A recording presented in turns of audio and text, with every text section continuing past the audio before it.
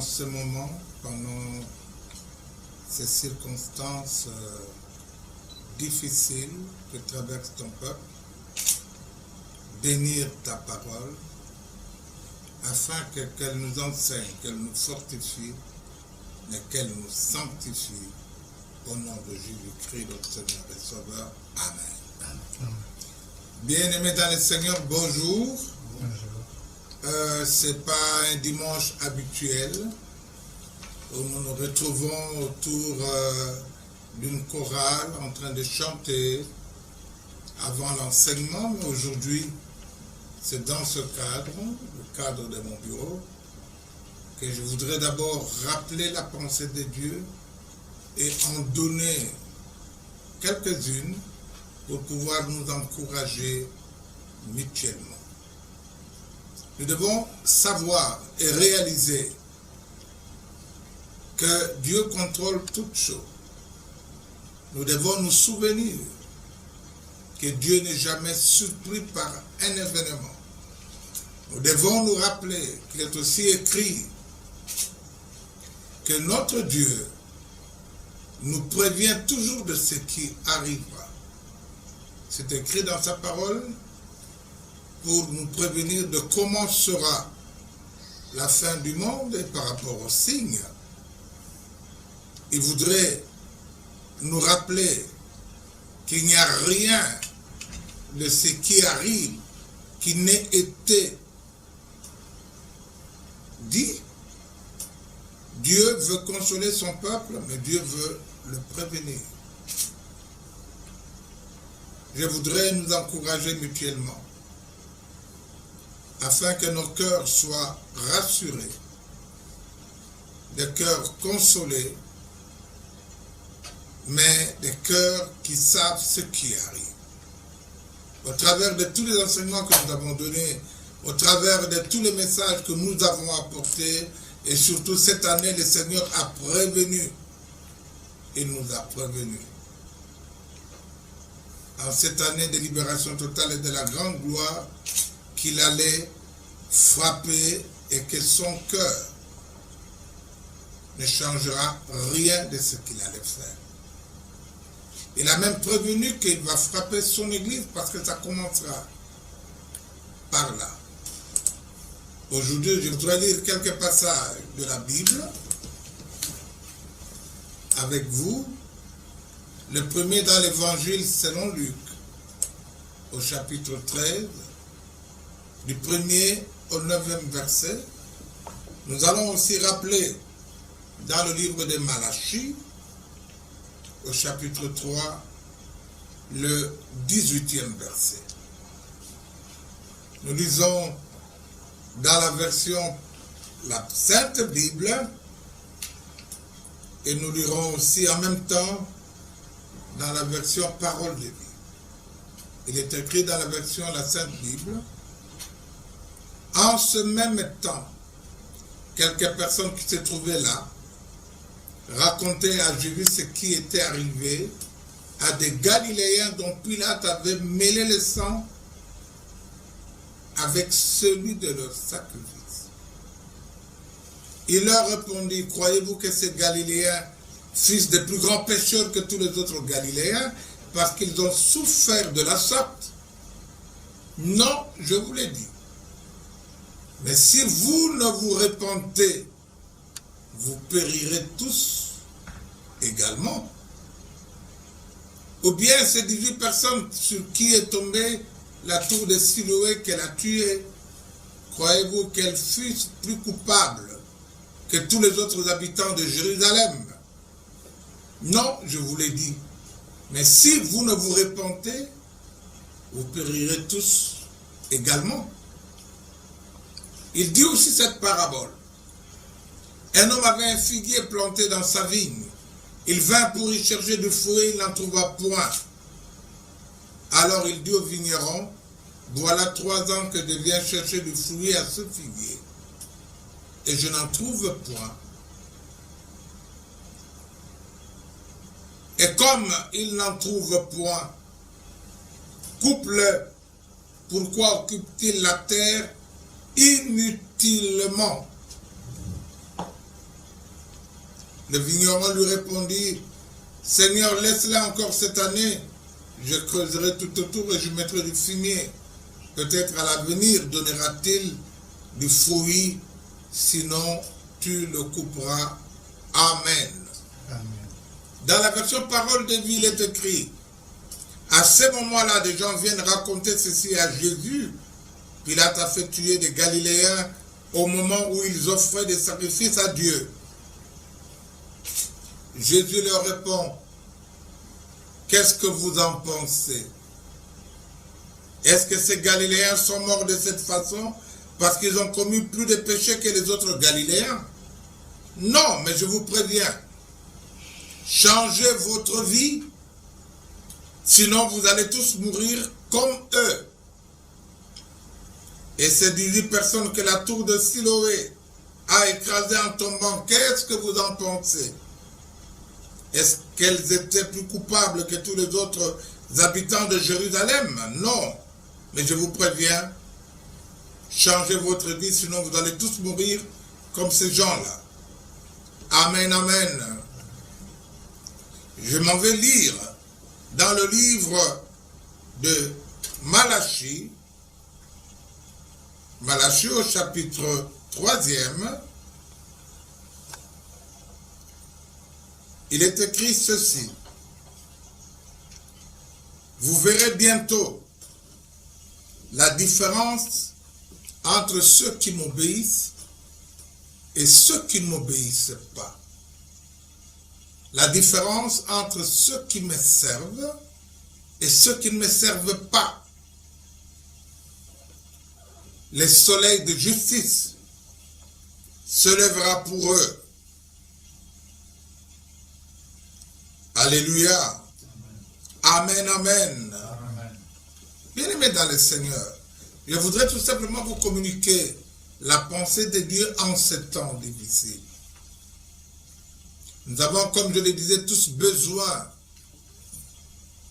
d'être soutenus, encouragés. Je voudrais nous rappeler à tous cette histoire de l'évangile au chapitre de l'évangile de Luc au chapitre 13. Des gens sont venus raconter au Seigneur qu'il y a eu une catastrophe humaine. Des gens qui offraient des sacrifices à Dieu, des offrandes. Et ces personnes, Pilate a envoyé des gens pour les tuer et a mêlé le sang de leur sacrifice à leur propre sang. Il y a eu une mort. Il y a eu des morts. Et cela devrait étonner les gens que ceux qui vont à l'église soient tués de cette façon. C'est comme aujourd'hui, nous sommes curieux d'apprendre que des gens sont morts, même des chrétiens, du coronavirus. Et en le disant au Seigneur, les gens s'attendaient à ce qu'ils puissent être étonnés de ce qui s'est passé. Mais le Seigneur va poser la question, qu'est-ce que vous en pensez vous-même? Et pendant ce temps du coronavirus, où tous les jours, nous entendons le nombre de morts en Chine, en Italie, en Espagne, bientôt le cas de contamination chez nous, un peu partout à travers le monde, aux États-Unis, la question que le Seigneur posera, qu'est-ce que vous en pensez? Cela veut dire comment vous réfléchissez à cela. Cela ne vous dit-il rien du tout? Les problèmes, ce n'est pas leur mort, dit le Seigneur. Les problèmes, c'est que nous mourrons aussi. Et ce que le Seigneur attend de nous, c'est ce changement important. Est-ce que nous changeons ou avons-nous, au travers de ces événements, commencé à changer? C'est ça le problème. Et c'était très important de le savoir. Le problème n'est pas de commenter sur le nombre de gens qui meurent. Mais est-ce que cela ne nous enseigne-t-il pas que nous aussi, nous allons mourir? À moins que nous puissions changer. À moins que nous puissions nous conformer à la parole. À moins que nous revenions totalement au Seigneur. Surtout nous qui le connaissons. Mais nous qui avons dévié, nous qui ne sommes plus comme au début, je parle du corps du Christ, aujourd'hui, nous commençons à nous conformer au monde. Je disais que rien ne nous arrive sans que Dieu ne nous prévienne. Il y a des écrits depuis 19 ans qui annonçaient qu'en l'an 2020, en Chine, le nom de la ville a été cité. Il y aura une épidémie. Mais la Bible dit aussi qu'au dernier jour, les gens vont continuer à se marier, à faire tout ce qu'ils ont l'habitude de faire, sans inquiétude. Mais ce jour viendra. Nous sommes pendant les préludes de ce temps. Nous sommes en train de vivre les signes des temps. Aujourd'hui, les gens diront, ce sont les Chinois, ce sont les Américains, c'est le diable qui fait ça. Oui, mais rappelez-vous de Job. Le Seigneur a permis à Satan de le toucher à ses biens, mais de ne pas toucher à sa vie. Car Job le craignait. On pouvait tout lui prendre, sauf sa vie. Dieu n'a pas permis. Donc, le diable ne peut pas surprendre Dieu. Et nous ne pouvons pas être surpris. Surtout à l'église de la louange. Tout a été dit, tout a été annoncé, et ce que nous vivons, il y a moins de 2 mois, a été annoncé. Nous avons besoin de changer.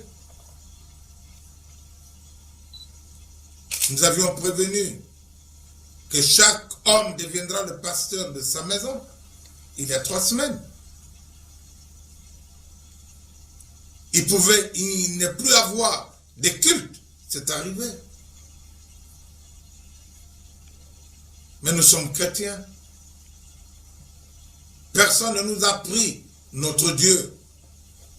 Nous le connaissons.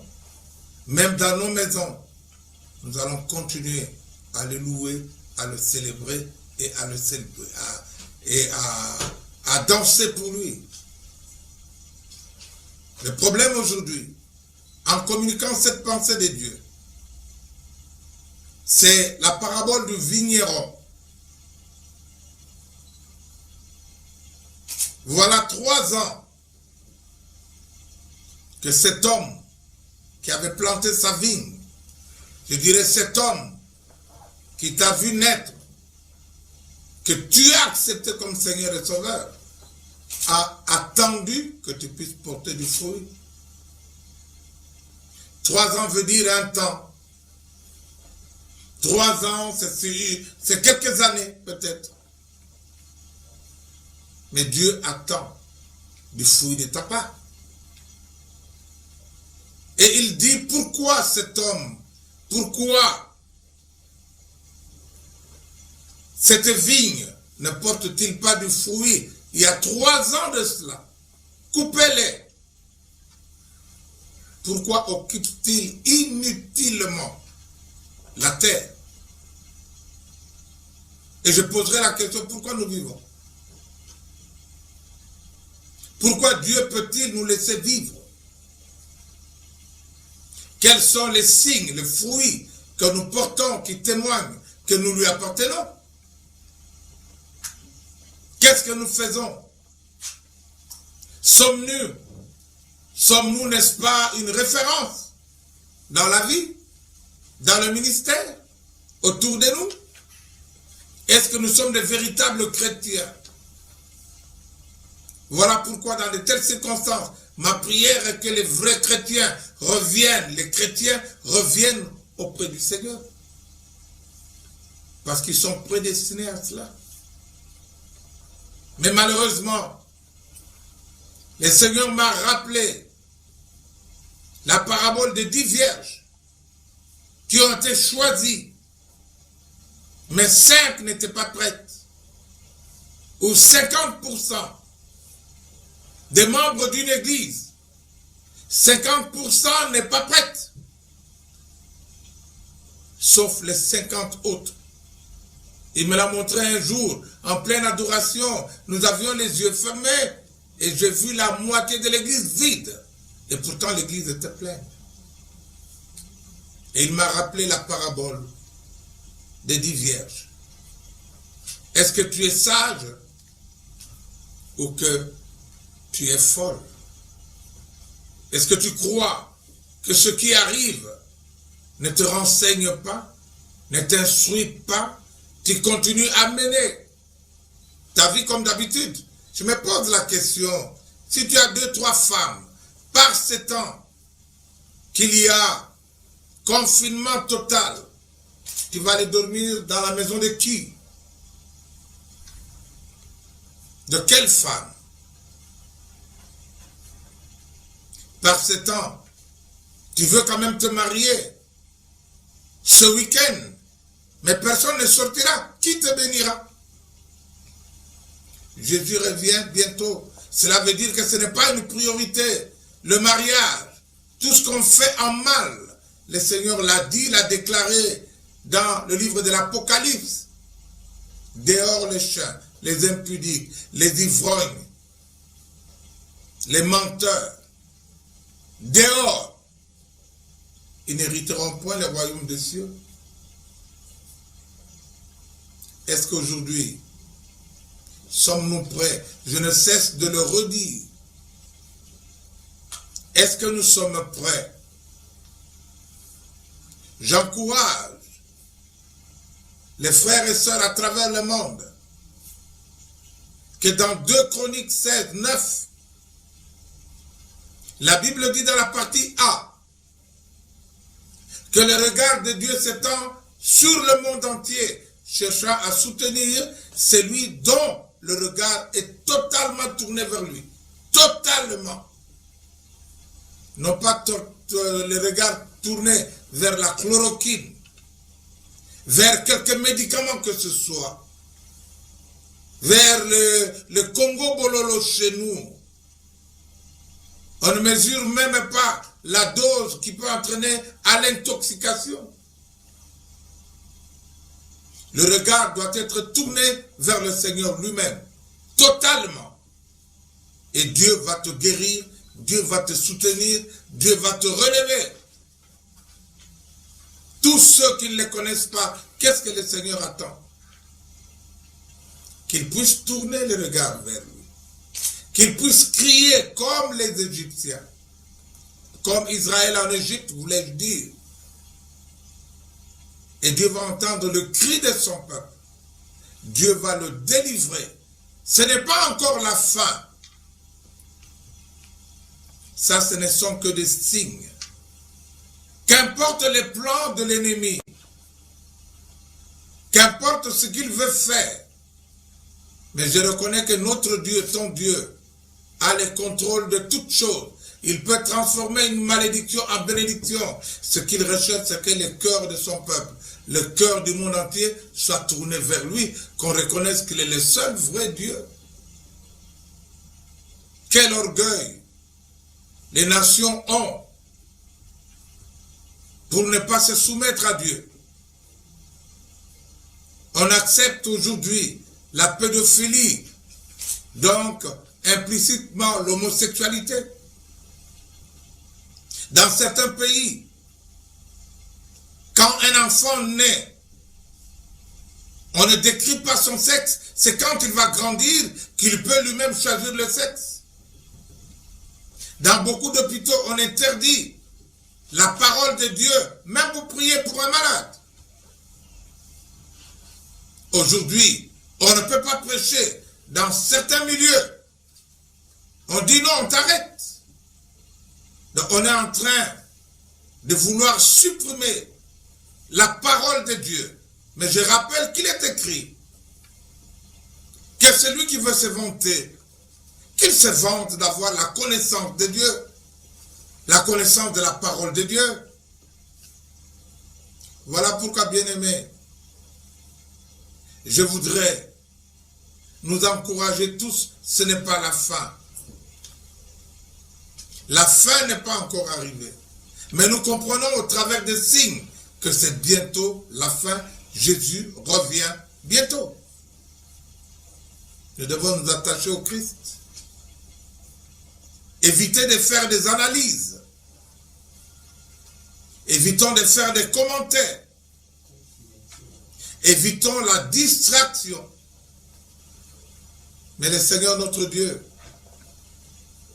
est un Dieu fidèle. Il n'abandonnera pas le sien. Ceux qui espèrent en lui ne seront pas déçus. Et jamais déçus. Que 1000 tombent à ton côté, 10 000 à ta droite, tu ne seras pas à terre, c'est sa parole. Dieu laisse toujours un reste qui va témoigner de sa pensée et de ses bontés. Laisse qu'aujourd'hui, au travers de ce qui arrive, nous sommes confinés chez nous. Tout ce qui était prioritaire pour nous ne l'est plus. Ceux qui n'étaient jamais à la maison sont obligés de demeurer en famille. C'est pour avoir le temps de le louer, de le célébrer, de lire la parole de Dieu, de prier ensemble, car Jésus revient bientôt. Si tu crois, tu seras sauvé, toi et ta famille. C'est très important que de rappeler cela. D'abord à ceux qui le connaissent, à ceux qui l'ont reçu, pour qu'ils gardent la foi. Et je dirais, oh Seigneur, reviens vite. Nous avons, même moi, envie d'être avec toi. Le plus vite, Seigneur, être avec toi. Mais si nous sommes sur la terre, parce qu'il y a encore une mission, celle d'apporter, d'annoncer l'évangile. Soit que nous mangions, que nous buvions, que nous fassions quoi que ce soit, faisons-le pour la gloire de Dieu. Il revient bientôt. Est-ce que nous produisons du fruit?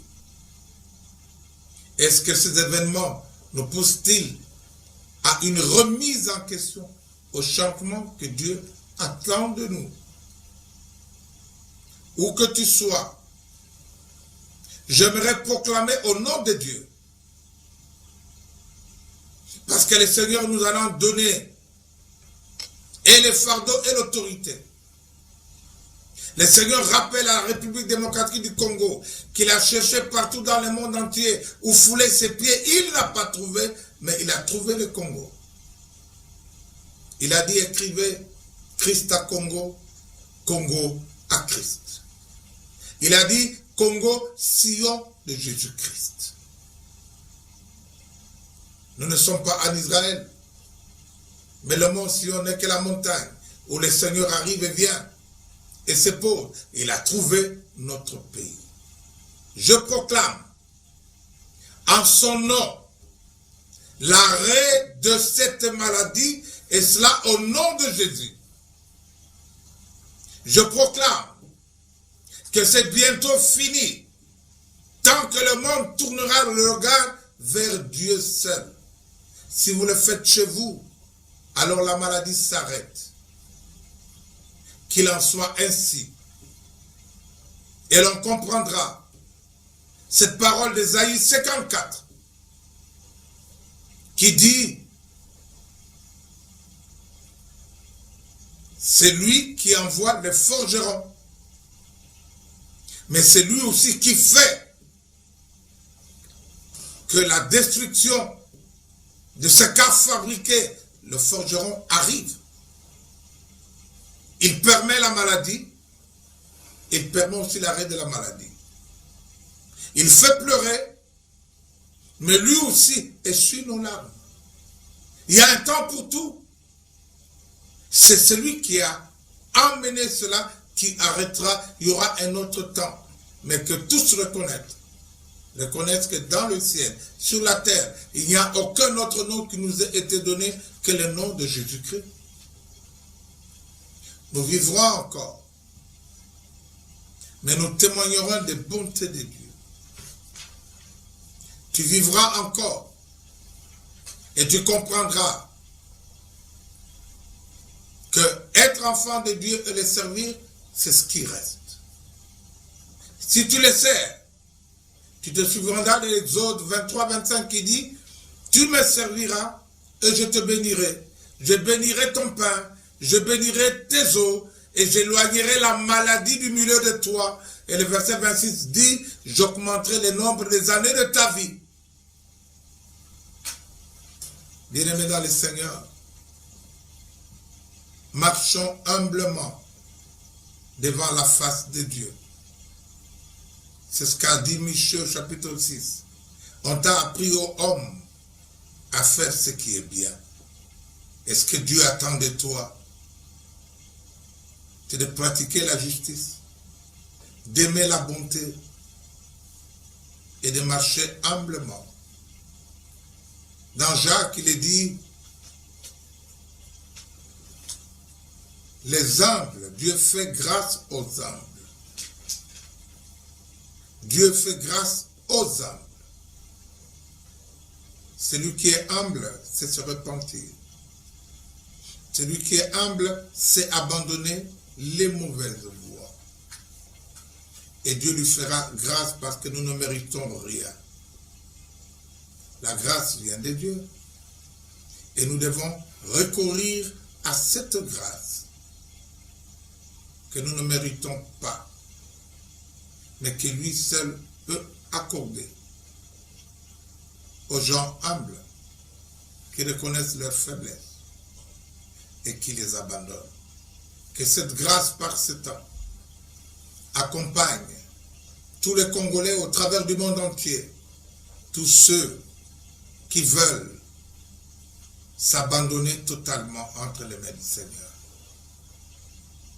Que la guérison nous accompagne tous.